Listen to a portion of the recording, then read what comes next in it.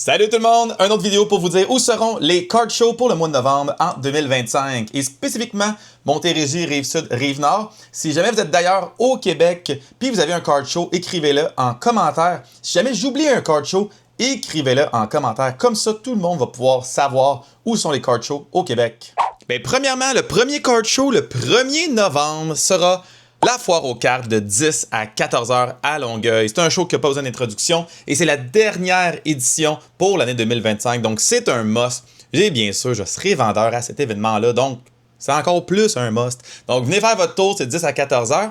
Si vous êtes bright, en même temps, il y a un autre card show à Laval qui s'appelle Collectors Market qui va être de midi à 7 heures le soir. Donc, je pense qu'il y a une petite thématique Halloween. Donc, si vous êtes bright, foire aux cartes en premier, Collectors Market après. Passez donc votre journée dans les card shows le 1er novembre. Ensuite, j'ai pas trouvé de card show la fin de semaine d'après du 8 au 9 probablement parce que c'est le Sport Card Expo à Toronto. Donc le monde ont migré vers Toronto. En plus que les Blue Jays sont en série, il va y avoir du monde.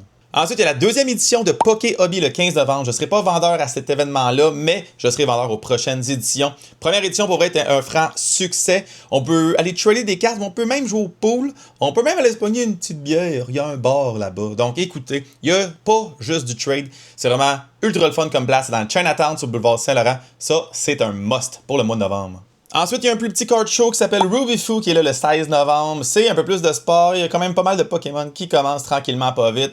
J'ai jamais vraiment été. Je sais que c'est le boulevard des Carrés. Donc, si jamais vous voulez, ça existe. Puis, allez faire votre tour. On peut toujours trouver des trouvailles. On sait jamais.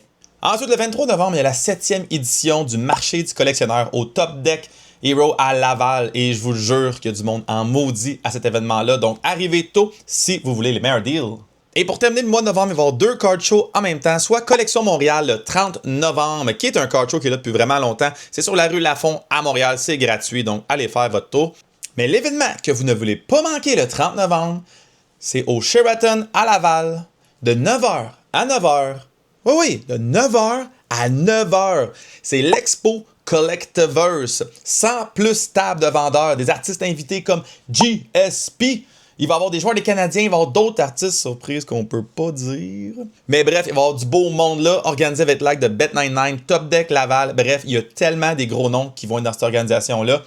C'est un must. Il y a un prix pour le billet, c'est sûr et certain. Et ça va valoir la peine, c'est clair. Donc, vous ne pouvez pas manquer cet événement-là si vous êtes un collectionneur. Et voilà pour le mois de novembre. Respectez votre budget et bon show tout le monde!